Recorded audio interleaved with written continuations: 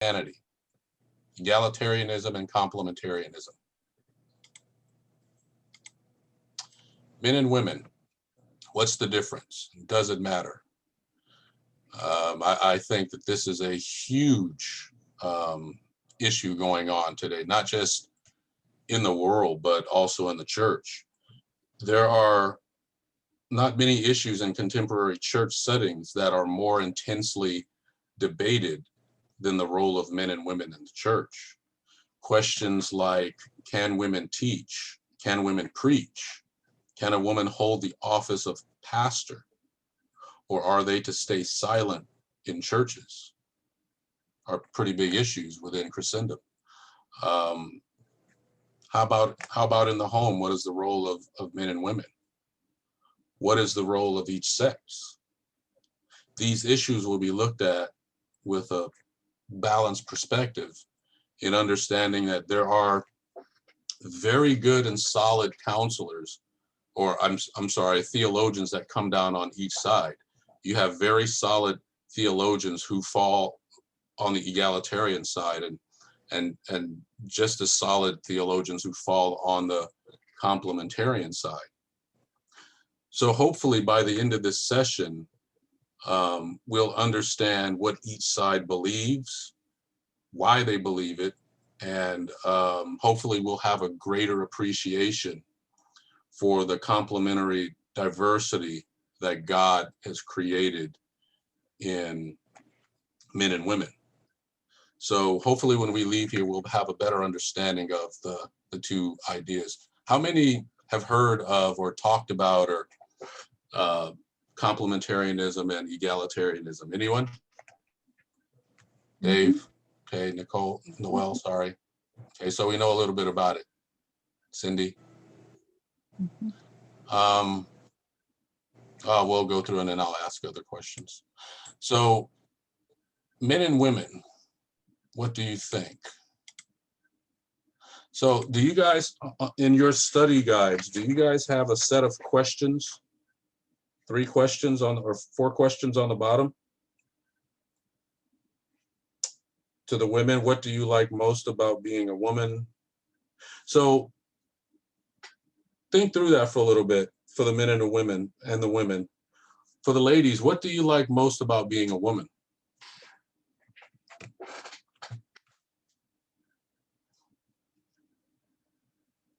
Anything come to mind? A mother. Being a mother? Uh-huh. Yeah, it's something men can't do.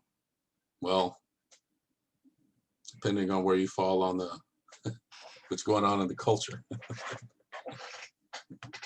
Anyone else? Anything else?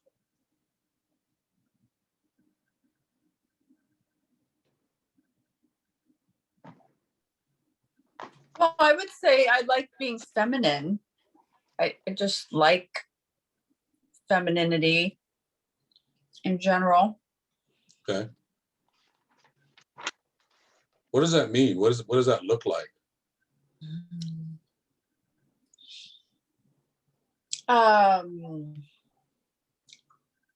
I think I enjoy beauty.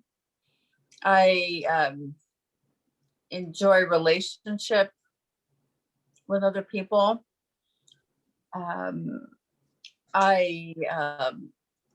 There's a lot of situations in which like my heart is close to the surface, I think, right? Like when I listen to people tell a story or when I'm meeting somebody, I'm thinking about them, from a heart standpoint, not just from factual and standpoint. So I think all those are feminine traits. Plus I get to, I don't know, wear girly clothes and have longer hair. Okay. What do we least like about being a man or a woman? Anyone want to wade into that?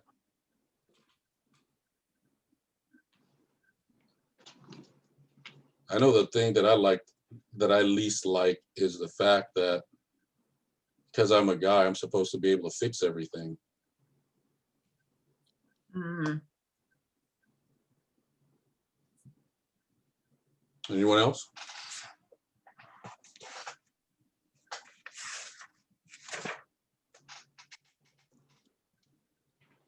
Okay. I'd say it's really hard in the current culture. It's hard to be a woman because the expectations are shifting, from a cultural standpoint, that we, can do it all. And I think we all know we can't do it all, but the expectations of it can be difficult. Try being a white male in that culture.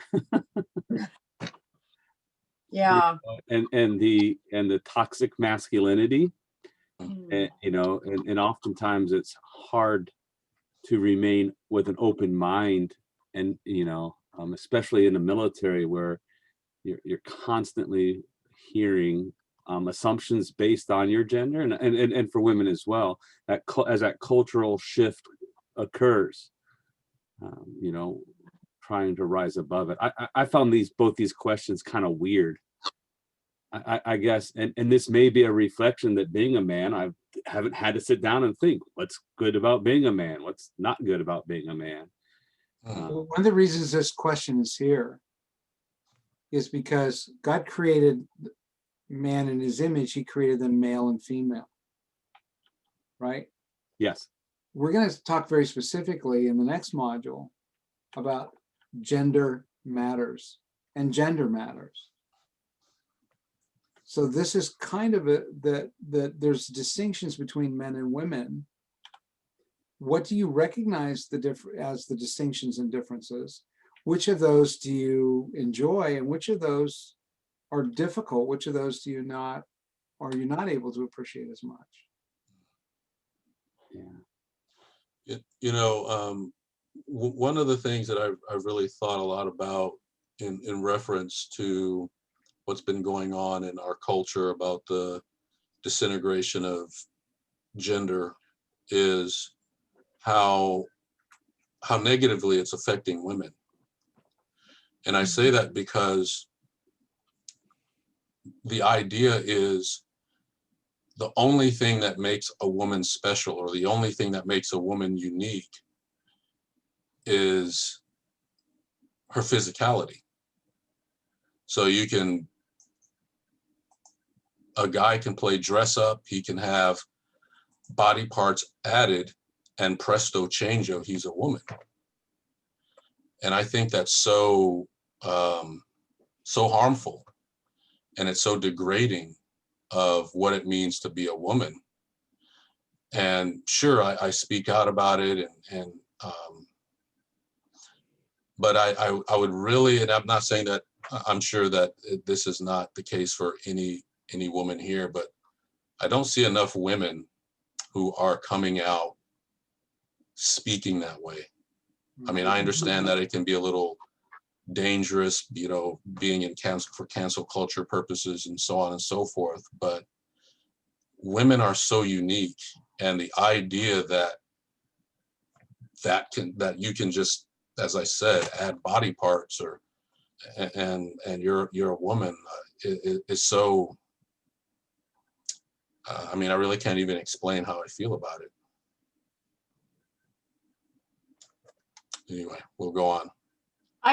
Carl, to add on to that, I heard a commentator say this recently, that men are being feminized, certainly, and pushed to be more feminine, but that it is true, like women are being erased, because, as you know, men are going to then be able to replace us, and if all the standards of performance are masculine, then we're just being erased. I think I agree with what you're saying. I think gender in gender overall is trying to be erased. Mm-hmm. And you can see, and so really you can see, since like even in the 70s, where Christians in general, male Christians, when you see the TV shows, how are dads viewed in culture? right? How is the mom viewed in culture when you start looking at like the sitcom? And I agree, Sandra, that the differences are being totally erased. And again, going from that military perspective, the unisex uniform isn't skirts and pumps. It's Mhm. traditionally male uniform. Right. And And so kind of like what Dave said earlier, toxic masculinity. It's specifically geared to feminize men. Mhm. I mean, the thing that really makes men masculine, they have a problem with. And on the flip side, the thing that really makes women women, they also have a problem with. And so you have this idea. I mean, I was listening to the news today, and I heard that certain stores are starting to do away with boys and girls clothing sections. They're just going to lump it all together, and you go in and you pick what you want to wear, and that's so dangerous. Well, Target actually started that a couple of years ago. Okay. Really? Yeah. If you go on the counseling website under resources videos, one of the videos there is a presentation I did on why gender matters. Or gender matters. Yeah, gender matters, why gender matters. So you might take a look at that. Leonard Sachs has 3 excellent books. One is Why Gender Matters. Another is Boys Adrift. And the other is Girls on the Edge. And he does an excellent job looking at the science and looking at what's going on societally. And he addresses it very, very well. do you see that the attack on gender is reflective of or a result of the attack on the nuclear family? I think they go together. Because we've been watching the celebration of the single mother as a hero. But see, that started way back in the 60s with the launch of the welfare state, where women are basically financially rewarded and encouraged to be single moms. And the more babies you have, the more money you make, and make sure that dad isn't around. Matter of fact, there was a gal who wrote a book years ago where she was called all kinds of bad names because she was Black, and the book was titled Uncle Sam's Plantation. And she talked about how she grew up with a welfare mom, and she was a welfare mom, and how one day she came to the realization, wait a minute. So there's been this, we have to remember, the enemy of our souls hates God. And he hates those created in the image of God, those that bear his image. So anything he can do to attack that image and undermine it, degrade it, destroy it if at all possible. And that's what all this gender confusion and rejection is about. It's about playing to the enemy's game plan of destroying the Imago Dei, erasing it if at all possible. Right. You know, Warren talks about we're gendered beings, and we're gendered beings eternally, everlastingly. And if the enemy, as he was just saying, can attack that, he can attack, as he was just saying, the image bearers of God. And frankly, a lot of these cultural movements that we see, BLM, critical race theory, all of that is geared toward that. And unfortunately, a lot of us are not seeing that. Someone please grab Genesis chapter 2, verses 18 through 25.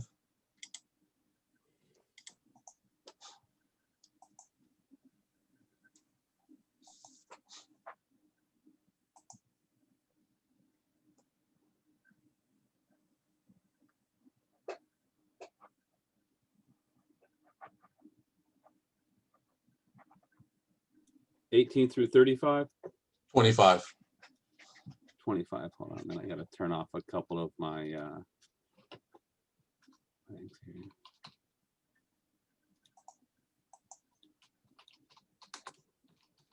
All right, 18 through 25. Make sure I don't have it. Okay. Genesis 2, 18 through 25.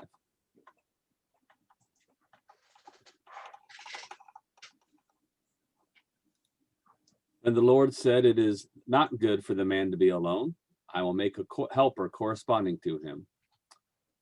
The Lord God formed out of the ground every wild animal and every bird of the sky and brought each to the man to see what he would call it. And whatever the man called a living creature, that was its name. The man gave names to all the livestock, to the birds of the sky, and to every wild animal. But for the man, no helper was found corresponding to him. So the Lord God caused a deep sleep to come over the man, and he slept. God took one of his ribs and closed the flesh at that place. Then the Lord God made the rib he had taken from the man into a woman and brought her to the man. And the man said, this one, at last, is bone of my bone and flesh of my flesh. This one will be called woman, for she was taken from man. This is why a man leaves his father and mother and bonds with his wife, and they become one flesh. Both the man and his wife were naked, yet felt no shame. Thank you. The argument that we want to make here is that this passage, while having implications to the marriage union, is not just limited to the marriage union. God was probably speaking more broadly when he said that it is not good for man to be alone, speaking of man as male in general.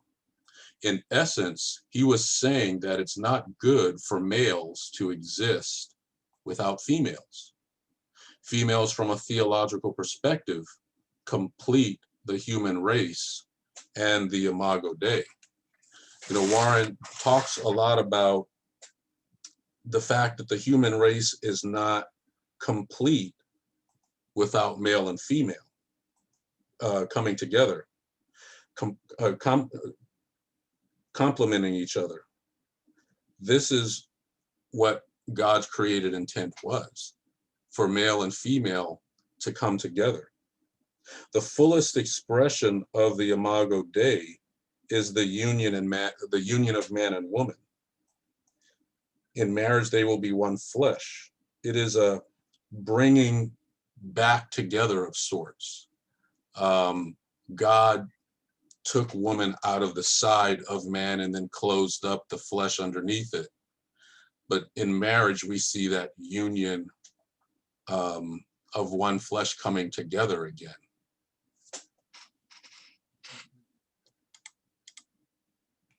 So in talking about this, we're going to be talking about, as I said, egalitarian and complementarianism. So we have two positions, egalitarianism and complementarianism. Here are a few quotes from a few different people. The Synod of Carthage in AD 3398. A woman, however learned and holy, may not take upon herself to teach in an assembly of men. Clement of Alexandria said, many women have received power through the grace of God and performed many deeds of manly valor. This was not a compliment by Clement of Alexandria. Tertullian said, you are the devil's gateway, referring to women.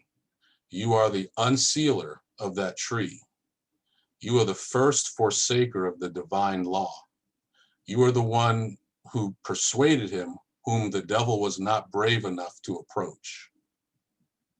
Preach that on a Sunday, Dave. Yeah. Okay. Yeah, I don't think it'll go over very well. I can once. Paul in 1 Timothy 2:11 through 15 says, a woman must quietly receive instruction with entire submissiveness. But I do not allow a woman to teach or to exercise authority over a man, but to remain quiet. For it was Adam who was first created, and then Eve. And it was not Adam who was deceived, but the woman, being deceived, fell into transgression. But the woman will be preserved through the bearing of children if they continue in the faith and love and sanctify and sanctity with self-restraint.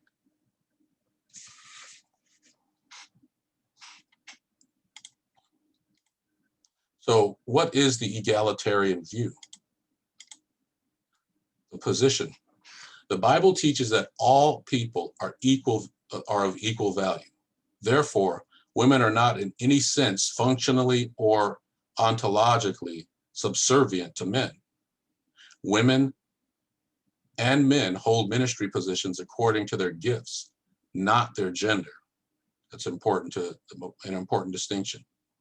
The principle of mutual submission teaches that husbands and wives are to submit to each other equally. And we'll get into that a little bit more. Adherents: N.T. Wright, Gregory Boyd, Stanley Grenz, Richard Foster, Gordon Fee, Craig Keener. And as I started, I said that there are really big heavy hitters, theologically speaking, who come down on both sides of this issue. Craig Keener is one of my favorite theologians. I'm waiting. He finished a few years ago this really exhaustive 4-volume study on the book of Acts, which from everything that I've looked at, it is truly amazing. I'm just waiting for it to fall in price so I can buy it. N.T. Wright, very good theologian. So what we're going to do right now is defend the egalitarian view, excuse me. So the first argument, patriarchalism or male domination, is a cultural phenomenon that God chose not to deal with, but to regulate, as he also did with slavery. So this is what an egalitarian would say in defending their position. Argument 2, or Colossians chapter 3, verses 18 through 22. Wives, be subject to your husbands as is fitting in the Lord. Husbands, love your wives and do not be embittered against them. Children, obey your parents in all things, for this is well pleasing to the Lord. Fathers, do not exasperate your children, so that they will not lose heart. Slaves, in all things obey those who are your masters on earth, not with external service as those who merely please men, but with the sincerity of heart, fearing the Lord. Now, the basic idea is that slavery was a cultural institution allowed by God. Although he did not approve of it in the same way, egalitarians would argue that God tolerated the cultural domination of men while he did not approve of it. Slavery by God's providential hand is in most civilized cultures was abolished, and the command no longer applies. So also with civilized cultures who have seen or are witnessing the abolishment of patriarchalism, the command to wives no longer applies. So in other words, just as slavery was a cultural phenomenon that God allowed but didn't really deal with in the Bible, it's the same for male headship in the church and in the home. It's only a cultural phenomenon. And now that we are doing away with the patriarchal society, the roles of husbands and wives or males and men and women in the church and in the family, those have to be culturally dealt with as well. Warren, you want to add anything? No, you're doing great. Argument 2 for egalitarianism. Male leadership and domination is a result of the rebellion that is reversed when we are restored in Christ. So the idea, well, we'll go on. I don't want to get ahead of myself. Genesis 3:16 says, to the woman he said, I will greatly multiply your pain in childbirth. In pain you will bring forth children. Yet your desire will be for your husband, and he will rule over you. Again, the basic idea here is that it was not God's original intent to have the male rule over the female. As a result of the rebellion, it was as a result of the rebellion and the fallen state of man, that men ruled over women. So the only reason why there is male headship in the home and in the church is because it's a result of the fall. It was not God's original intent. His original intent was mutual submission and an egalitarian system. That makes sense. Galatians 3:28. There is neither Jew nor Greek. This is one of their linchpin scriptures to defend their position. There is neither Jew nor Greek. There is neither slave nor free man. There is neither male nor female, for you are all one in Christ. The argument here is that Christians who are redeemed and reborn live differently and are no longer to act in correspondence to their fallen nature by ruling over any one people group. So the idea here isn't that we are all equal in the sense that we are the same, but that the ground is level at the cross for men and women. We are all created in the image of God. We all have equal value and worth. Therefore, we all have equal access to salvation.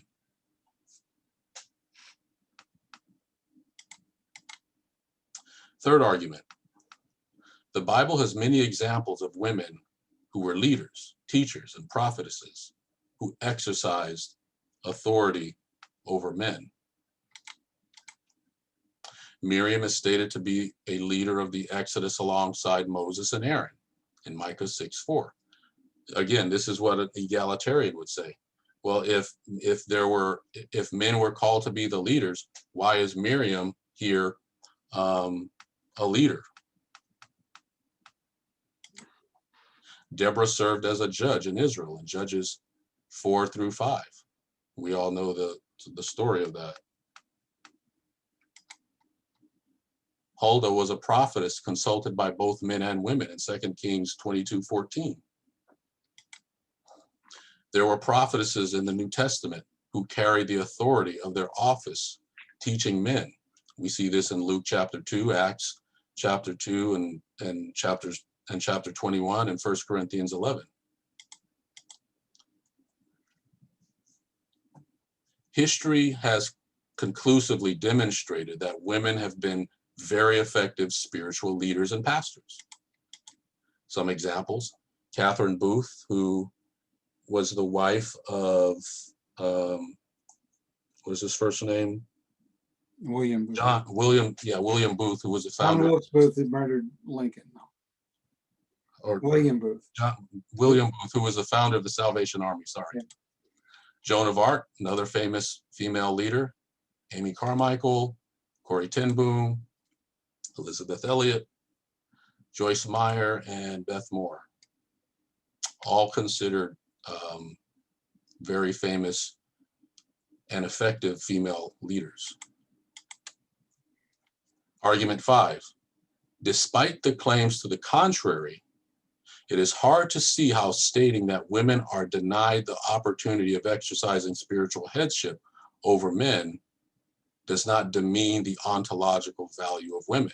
So again, the argument is, well, if you're denying women the opportunity to be leaders in the church and the home, you're denying something about the essence of who they are. And that's not what it's about. So how would we respond to each of these arguments? To the first argument, while it is true that God sometimes does not reform cultural issues immediately, a husband's leadership is not a cultural issue any more than children obeying their parents is a cultural issue. So I think that speaks for itself. Warren, you want to add anything? I think it's just important to understand that when you look at, and a couple of these people, Craig Keener is one of them that I've had conversations with about these things. One of the things that a lot of these men have been influenced by is strong women in their life, who are have very clear giftings from God. Craig's wife is one of them. Plus the fact that they met in Africa, you know, so there's a lot of cultural things where she's from and that he's been exposed to that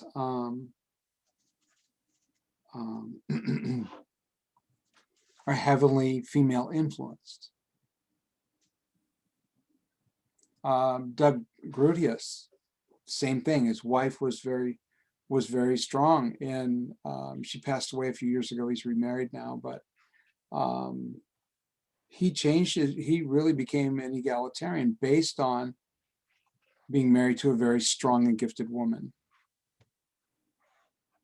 So a lot of times you see the arguments don't logically cohere, and they're often driven by an emotional idea and not a logical or scriptural idea.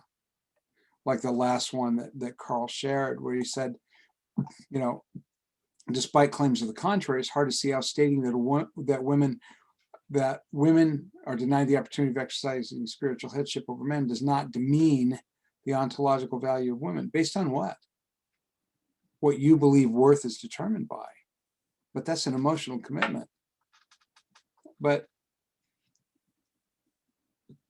to say that there's ontological equality, but a functional hierarchy, you're talking about the difference between personhood and roles.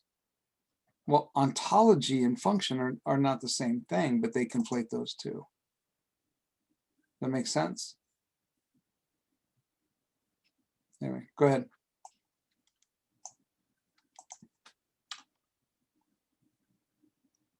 Second point that we would use in arguing against egalitarianism is there is much evidence that clearly shows that male leadership is not the result of the rebellion. For example, Adam was created first.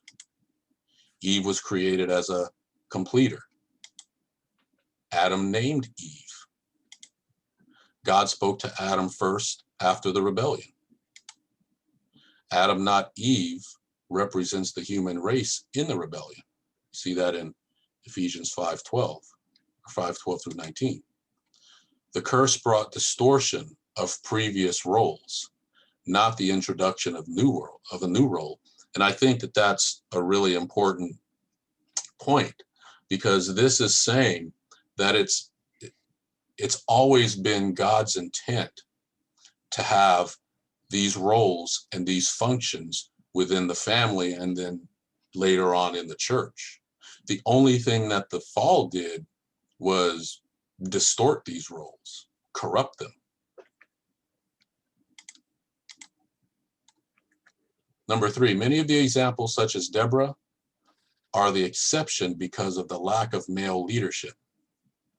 Women, however, did effectively prophesy and hold leadership positions in the early church, and can in today's church as well. The debate is not whether women can be leaders or teachers, but whether they can be in authority over men. And again, I think that that's a really important distinction because,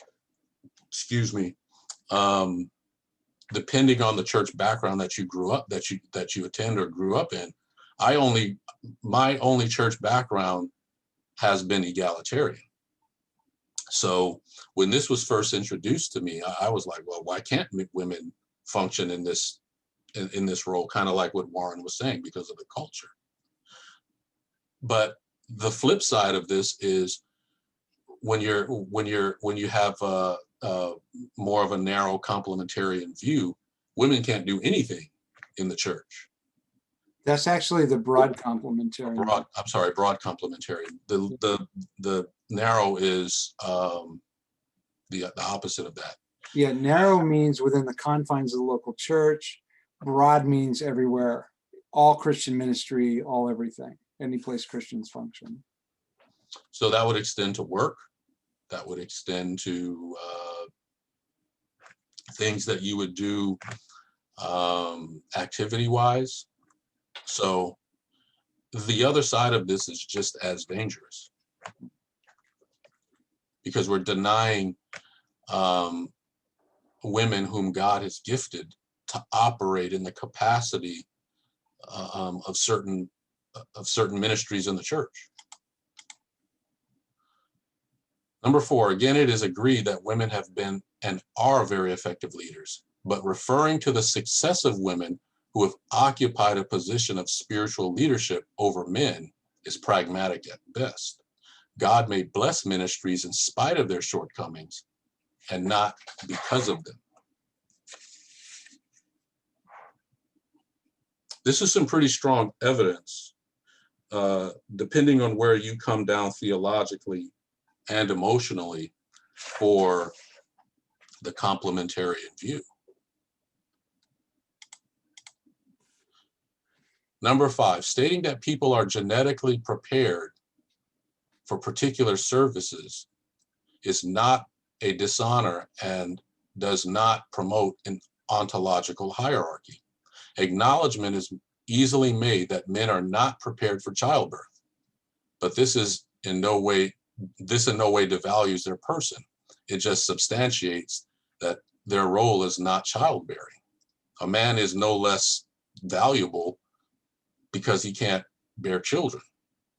A woman is no less valuable because in the context of the church, she can't or shouldn't hold the position of pastor, elder, presbyter, bishop. It makes her no less of a person, because we're not talking about ontological issues. We're talking about roles and functions. Anything I need to clarify before we move on? Everyone charting with me? Okay, I'm going to take silence as yes. So complementarianism. What is the complementarian view? The Bible teaches that men and women are of equal worth, dignity, and responsibility before God, ontologically equal. The Bible also teaches that men and women have different roles to play in society, the family, and the church. These roles do not complete, but complement each other. Do I need to stop and have a bathroom break, or should I power on? Okay. Adherents: Wayne Grudem, John Piper, Douglas Moo, Charles Swindoll, John MacArthur. The Biblical Counseling Certifying Organizations, ACBC, IABC, and ABC. So again, we have some very big heavy hitters on the complementarian side. Wayne Grudem, we use his systematic theology in the theology course here. John Piper, Chuck Swindoll, John MacArthur, we all know them. So just like we had some pretty renowned men on the egalitarian side, we have just as many who fall on the complementarian side. So what we're going to do now is defend complementarianism. First argument: the Bible illustrates male leadership from the beginning of creation. Adam named the animals in Genesis 2:20. Adam named Eve. God approached Adam first after the fall. There were no women priests. The God-ordained rulers of Israel were male. Jesus' apostles were all male.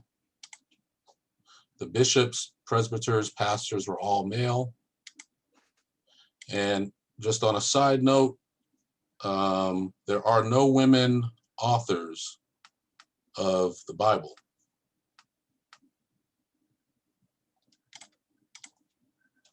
Second argument in defending it. Eve was created as a complement, a completer. In order for one to be incomplete, he or she must lack something. Adam lacked something that caused God to say, it is not good for man to be alone, Genesis 2:18. Eve was created to complete that which was lacking. It is important to realize that she was not simply a second attempt at perfection. Eve was created with essential characteristics that Adam did not have. Likewise, Adam was created with characteristics that Eve did not have.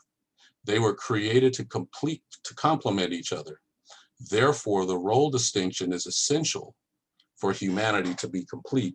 And we kind of talked about that earlier, about the completion of the fullest expression of the Imago Dei. The primary case that the complementarian intends to make is that just as a man cannot be expected to perform the role of women, neither can a woman be expected to fulfill the role of a man. Just because there are exceptions to the norm does not make the exception the norm. Just because God had used women in the past in a leadership role over men was an exception.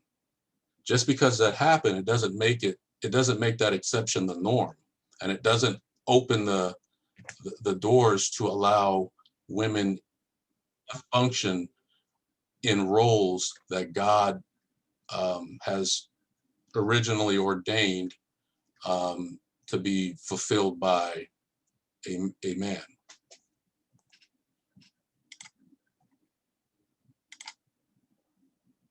Number three, Paul constantly had to address women who were failing to understand the importance of their role as women, or who were in outright rebellion against it. These women were blurring the God-ordained roles and attempting to usurp the role of man. This rebellion is part of the curse. We see this in Genesis 3:16. To the woman he said, I will greatly multiply your pain in childbirth. In your pain you will bring forth children, yet you will want to control your husband, and he will rule over you. Now, I don't know if you put this in there, you did not. So the previous slide gives the background of the curse, which shows women as a result, which shows how women as a result of the rebellion will want to control their husbands. This is important for the complementarian argument. The best translation of this verse would carry the idea to dominate. So when we're looking at this verse, you would substitute the will want to control you for will want to dominate you. That makes sense. And we have precedents for this in the next chapter, in chapter 4, verse 17, where God is speaking with Cain about what happened with Abel. I think we're all familiar with that, when God comes up to him and says, what's going on? Why are you so down? God is talking, and this was right after, or he was talking to him about his treatment of Cain. And he makes the statement that says, sin is crouching at the door and it's ready to overpower you. So God is describing sin as a predator that's ready to pounce on Cain. So the same idea that God was referring to here, it's actually the same word that he uses. The same word that he used there is the same word that he uses here. So the idea is, because of the fall, what God had sovereignly ordained in the leadership within the marriage has now been corrupted. So the woman is now going to want to try and dominate and control her husband. And we'll get to this a little later in the slides, but the husband will also try and rule over her in a negative way. He will try and usurper. And we'll talk, as I said, we'll talk a little bit more about that. One of the things you find is when you use it, especially the Old English, and your desire will be for your husband. And so what they want to do is say, oh, well, this has to do, and I've got friends, colleagues, theologians that I know that say, well, that means her desire is going to be for her husband, desire in a passionate way and things like that. And they jump all the way out to Song of Solomon, written 500 years later by a completely different author, instead of just going one column over in the very same book of the Bible, written by the very same author at the very same time. Okay, when you have to do that kind of hermeneutical gymnastics to prove your point, I am going to walk away. But when you point that out to them, they don't know what to do with that. We'll say, well, it doesn't mean the same thing. I said, it's the same word, the same language, by the same author, in basically the same context, writing to the same audience at the same time. How can you say that it's not the same? That doesn't even make sense. But again, they have an emotional commitment to a theological idea, to a doctrinal idea. And so they have to make the text say what they want it to say. When I went through this, one of the statements that Warren made regarding this, in reference to original sin, was the original sin was not man disobeying God. Original sin was the desire to be worthy of worship. And so what we see, especially with this verse, we see that played out very well here. You will want to control your husband, and he will want to rule over you. Well, nothing says you're more worthy of worship than having someone under your feet, subservient to you. So I threw that in there because I thought it was a really good point. Warren, you want to expand on that? Yeah, I was just going to say, when you take a look at breakdown in any human relationship, whether it's one-on-one or nation to nation and everything in between, what you will see at work is one or both parties desiring to be the one most worthy of worship. And so that was the sin that broke their relationship with God. It's also the sin that broke their relationship with each other, to be the one most worthy of worship. And that's what the drive for self-sovereignty and all that is about. So 2 Timothy 12, 2:12 through 15. But I do not allow a woman to teach or exercise authority over a man, but to remain quiet. For it was Adam who was first created, and then Eve. And it was not Adam who was deceived, but the woman, being deceived, fell into transgression.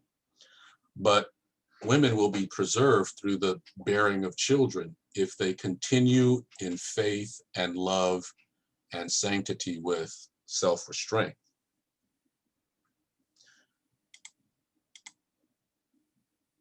First Corinthians 14, 34 through 35. The women are to keep silent in the churches, for they are not permitted to speak, but they are to subject themselves, just as the law also says. If they desire to learn anything, let them ask their own husbands at home, for it is improper for a woman to speak in church.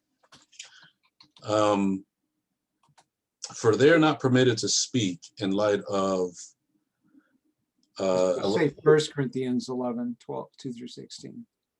I'm sorry? It's supposed to say in light of 1 Corinthians 11, okay. 2 through 16. Yeah. Well, go ahead and explain it since you started. Okay, right. So but when you take a look at 1 Corinthians 11, 2 through 16, it gives permission for women to pray or prophesy in church meetings. The silence commanded doesn't seem to involve absolute prohibition of them speaking in the assembly. So, so some take to be silent to mean not taking authoritative teaching role, as 1 Timothy chapter 2 indicates. but the better suggestion is to relate it to the preceding regulations about evaluating the prophets in verse 29. So Paul is indicating that women should not speak up during such an evaluation, since the questioning that would go on about whether these men had any business teaching would be a violation of the submission to male leadership that the Old Testament calls for in the law. So that's the observation. That's a note from the Net Bible.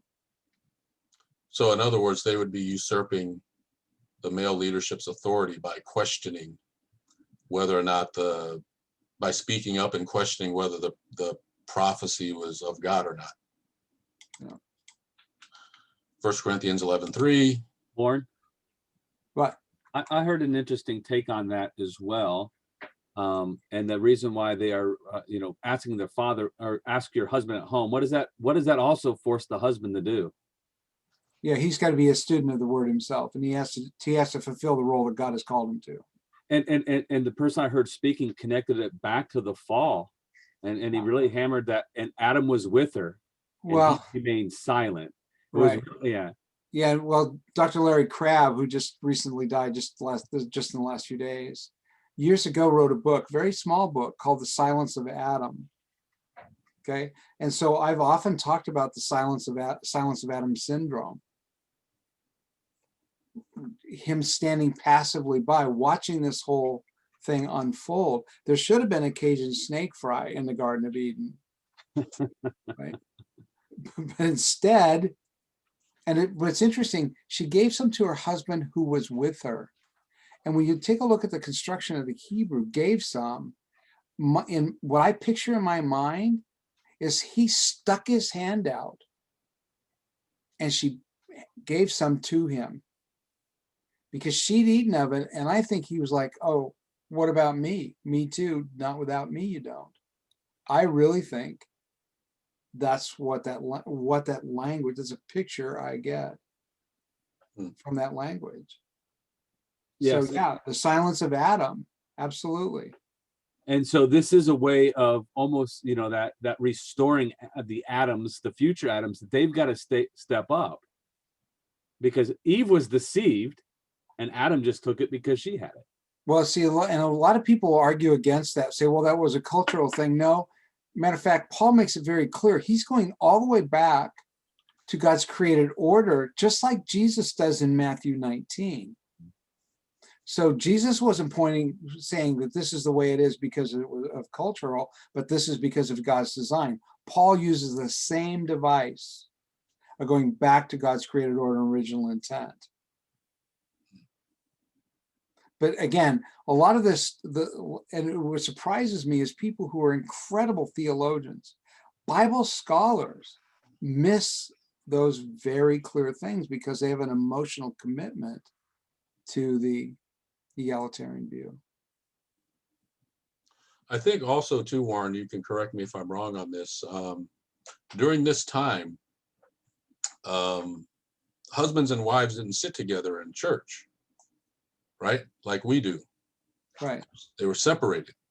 Men sat on one side, women sat on the other side.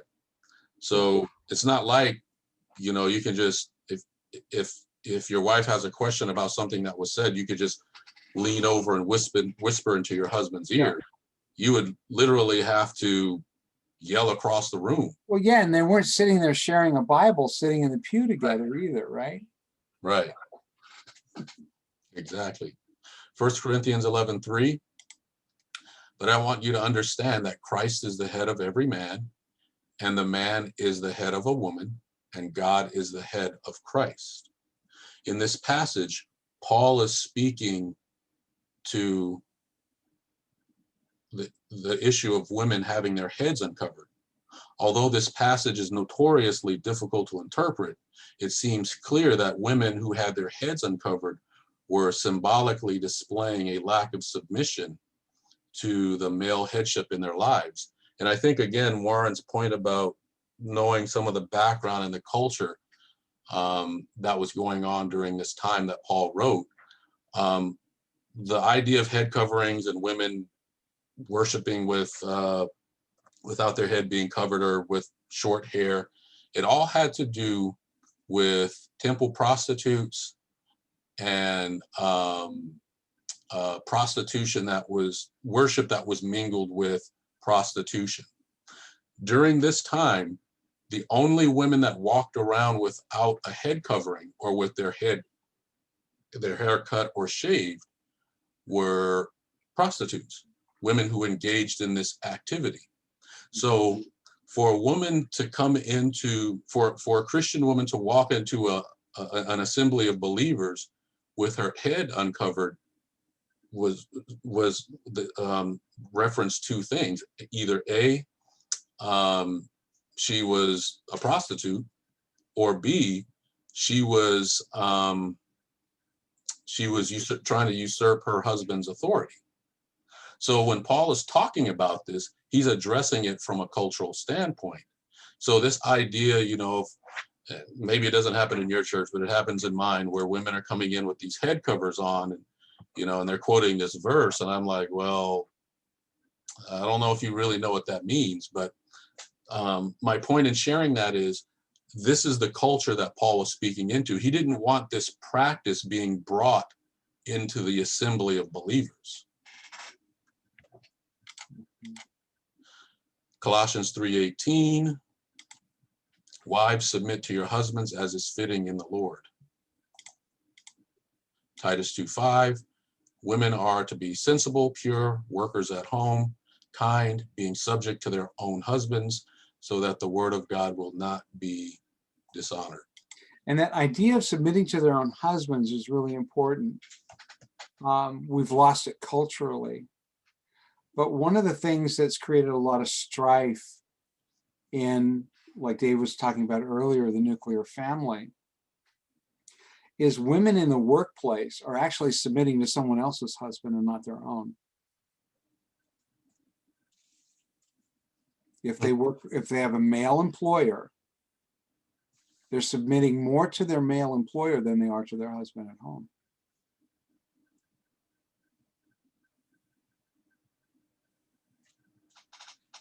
The New Testament writer, Well, think about it. If there's a conflict between what demands of work or the needs at home, work will often win.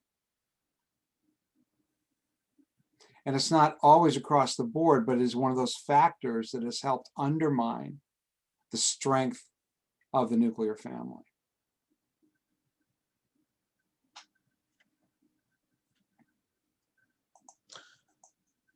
the New Testament writers constantly had to address men who abused their roles as leaders. And as we had talked about already, this is part of the curse. The instruction to men, however, is not to stop leading, but to lead in a way that is sensitive, encouraging, and loving. Unfortunately, some men have just packed it in and said, you know what, forget it, I'm not doing it. And it puts the wife in a position to fulfill a role that she was not created to fill, and God did not call her to fill, because of her husband abdicating his duty. Or then you have a story that I heard, which I found mind-boggling, where a husband he had a pulpit set up in his living room, and he would call his wife and children down to sit in front of him as he taught the word. I think that's a little overboard, personally speaking, but you know. Number 4, the New Testament writers constantly, I read that already, talked about that. Genesis 3:16, to the woman he said, I will greatly multiply your pain in childbirth. In pain you will bring forth children, yet your desire will be for your husband, and he will rule over you. We talked about this from the woman's standpoint earlier. We're talking about it now from the man's standpoint. So husband, and he will rule over you. His desire will, your desire will be for your husband, and he will rule over you. This is talking about how because after the fall, because God's original intent and order was corrupted, the husband will not tend to provide godly leadership, but more lording it over her, being a tyrant. And those are all results of the fall. God's original intent, God's original design was not that. It became this after the fall. And this is something that every husband and every man has to deal with. Ephesians 5:25a, 28 and 33a. Husbands, love your wives just as Christ also loved the church and gave himself up for her. So husbands ought to also love their own wives as their own bodies. Their own wives. He who loves his own wife loves himself. Nevertheless, each individual among you also is to love his own wife, even as himself. Now, what I find interesting is God has a lot more to say to the men, to the husbands, than he does to the wives. So I love Pastor Ken Hutcherson, who went on to be with the Lord. His definition of submission was God telling the woman to duck so he could get at the man. I love that. 1 Peter 3:7, you husbands in the same way live with your wives in an understanding way, as with someone weaker, since she is a woman, and show her honor as a fellow heir of the grace of life, so that your prayers will not be hindered. Warren, I think you have a pretty good example of this, right? Story. Which one are you talking about? How a husband's prayers are hindered because he's yeah. living with his wife as he should. Yeah. Yeah, guys will come and say, well, I'm praying and nothing's, God's not answering. And so you say, well, how you doing with this passage? This is our diagnosis, right? He says, well, are you living with your wives in an understanding way? Are you seeing her as you're weak, she's weaker? And are you seeing her, it says, show her honor as a fellow heir of the grace of life. And I said, do you realize your wife is your spiritual equal, according to this passage of scripture? And it's like, what? I said, that's why God's not listening to you, because you don't see your wife as your spiritual equal. You don't see her as your sister in Christ, who is a co-inheritor, equal inheritor of the grace of Christ. Your roles are different, but worth and value before God is exactly the same. So if you want God to listen to you at all, you better get your act together. So I don't know if you had something else in mind, Carl. Nope, that was it. Okay. Oh yeah, when somebody comes in, guy comes in and says, yeah, I'm praying and nothing's happening. Well, let's take a look at 1 Peter 3:7 and see what God says as a diagnosis.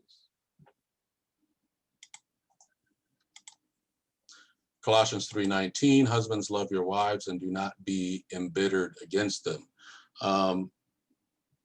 Literally the phrase do not be embittered is to make bitter or to be resentful.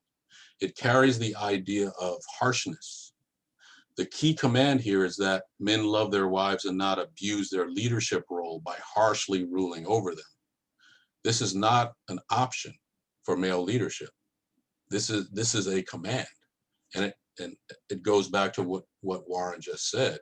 If as husbands, if your prayer is hitting the ceiling and going no further, well, you might want to check this out. Well, yeah, and the thing is failure to treat women in general, but your wife especially, with dignity and high regard and honor as an image bearer of God and a co-inheritor of the grace of Christ, it severs a man's relationship with God. It severs that relationship. It hampers and hinders it to the point where it's ineffective. So God just doesn't tolerate it. Most of church history has adhered to a complementarian view. The egalitarian view is pretty recent. It's pretty new. Well, we've only even had that language distinction in the last 20 years. Yeah. You don't hear that language anywhere else in the world in Christianity. You use these terms in Europe and they have no idea what you're talking about. You want to take the response to complementarianism? Yeah, sure.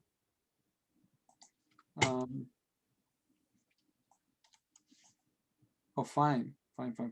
So now I'm gonna have to open up my PowerPoint. Oh, Hang on. I'll keep it going. I tell you what, let's just take a quick break and come back.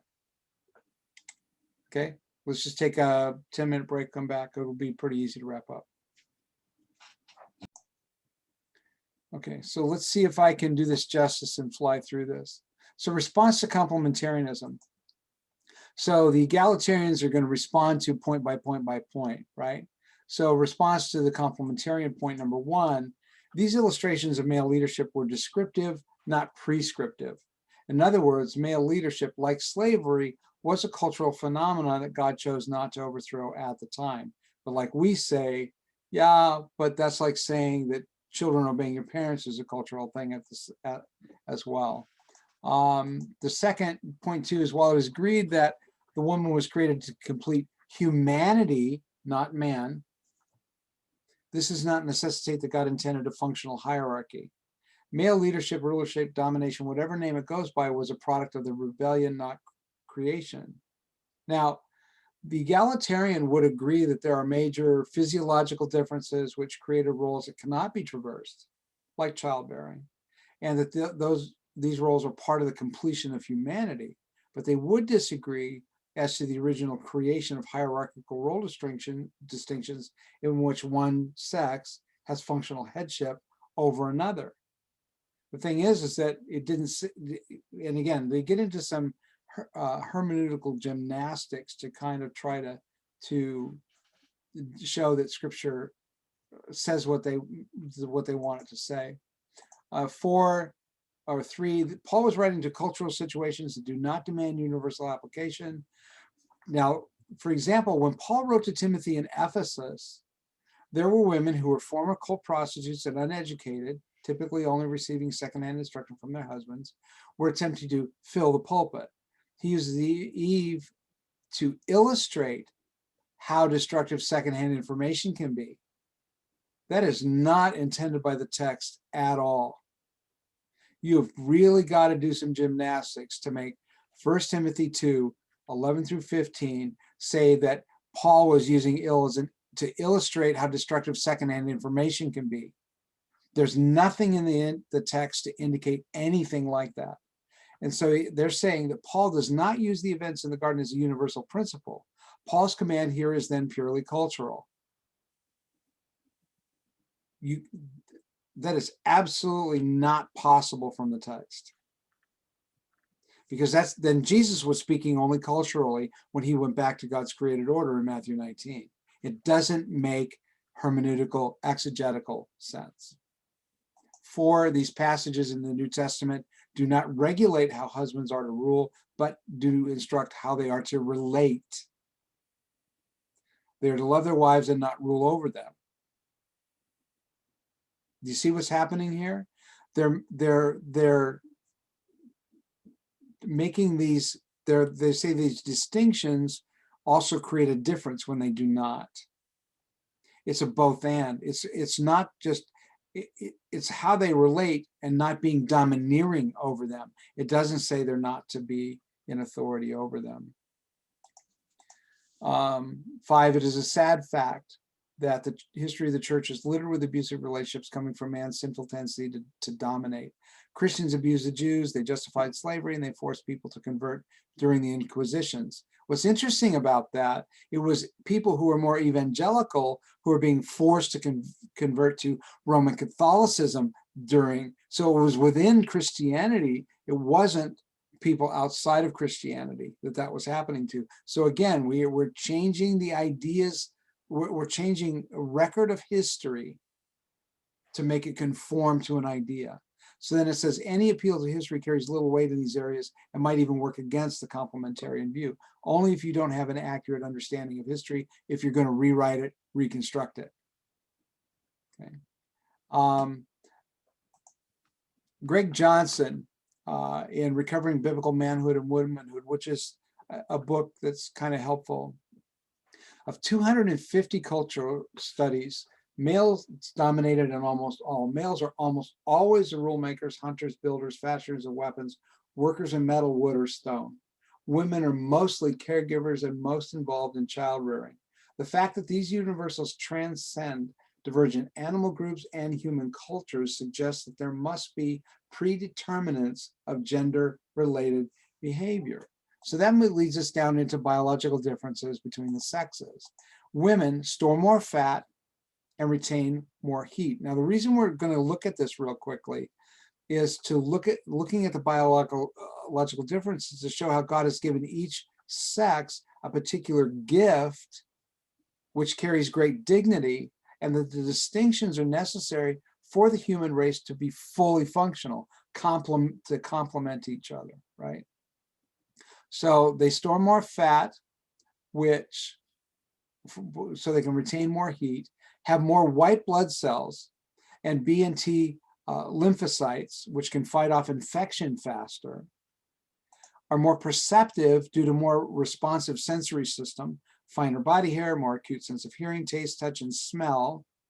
And if you watch my video about gender matters, you'll see how I break this down even more. And the science behind it is incredible. One of the things that's really interesting is that a woman would say, "Do you smell that?" And a man says, "No."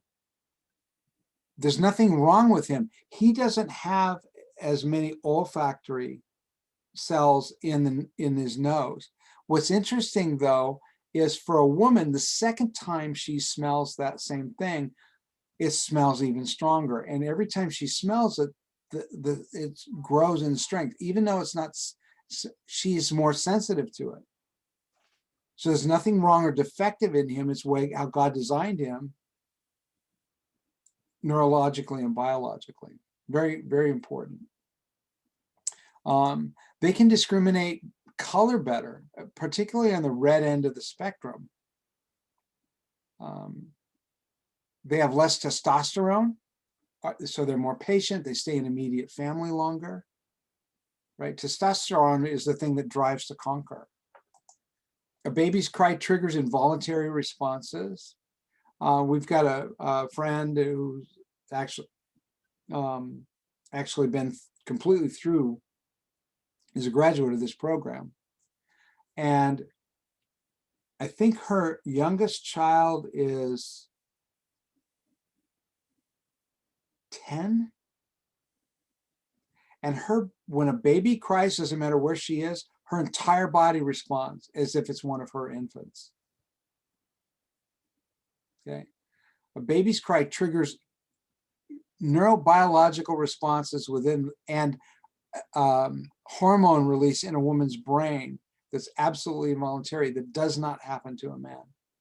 And women produce more cortisol during prolonged stressful periods. So cortisol reduces the serotonin, which can lead to depression, right?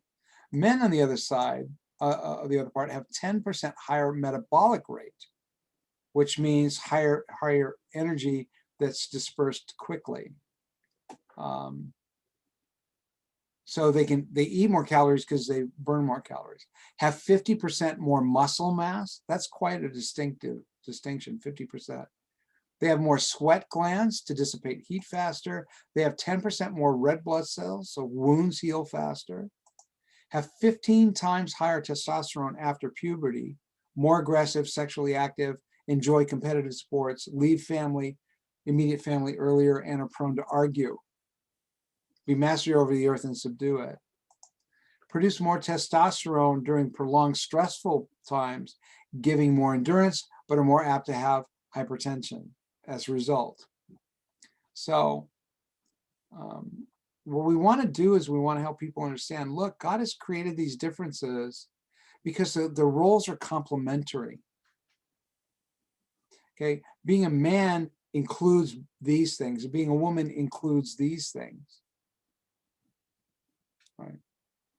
So we take a look at the complementarian anthropology, and you got this in your study guide.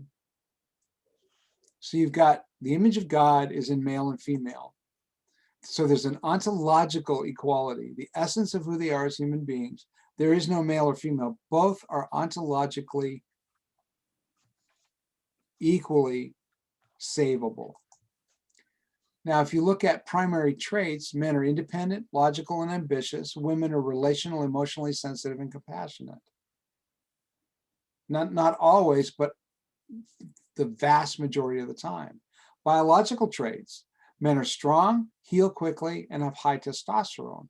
Women are perceptive, their body fights infection, and they have a low testosterone. So you take a look at functional hierarchy. You see the Trinitarian analogy, you have the Father and the Son. Just as God is the head of Christ, Christ is the head of man, man is the head of the woman. Shows a functional hierarchy with it, but even though the Father and the Son are ontologically equal, their function is different. We see a theological function. Man is the leader, woman is the completer. Family function, he's the worker, she's the childbearer, the nurturer. Church function, primary teaching and evangelism. Secondary is encouragement and mercy. Primary for women is encouragement and mercy, and secondary would be teaching and evangelism. And then when you look at primary marital need, men is respect, women is love, Ephesians 5:33. Effect of the rebellion, so you have a passive punishment, hardship in work, an active sin tendency to be abusively authoritarian and to rule harshly. For a woman, the passive punishment is pain in childbirth, and the active sin tendency is the desire to rule over man and rebel against authority, right? So when you see the incomplete image of God, male on one side, female on the other side, you have the full complement, the full image of God when both come together. Greg Johnson again, God has given each sex special gifts to carry out its task. This is not to argue that these gifts should only find expression in child rearing in the case of women or providing and protecting in the case of men. Yet it is out of this God-given design that these gifts arose and flourished. While today's technology may have reduced the need for such rigid division of labor, the gender gifts and aptitudes remain. Our culture has changed, and the demands for traditional roles may have varied, yet our basic God-given physiological differences have not. We excel at different gifts, and all the gifts are needed. So let us hope that by recognizing the existence of gender differences, we can better understand each other and help to maximize each other's potentials.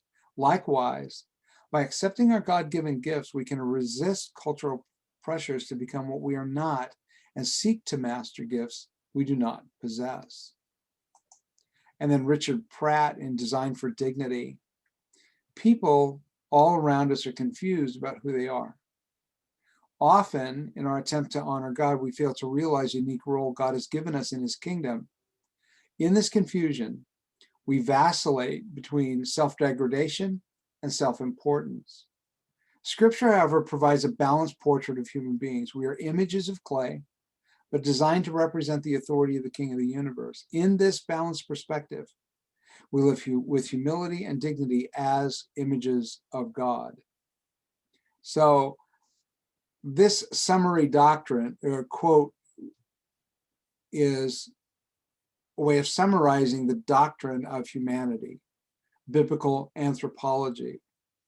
And it really lays out the primary purpose up to this point, explaining that humanity, while inherently evil, has great dignity as image bearers of God. So that actually brings us to the end of that portion. So we are at actually at the end of the lecture portion for this whole module.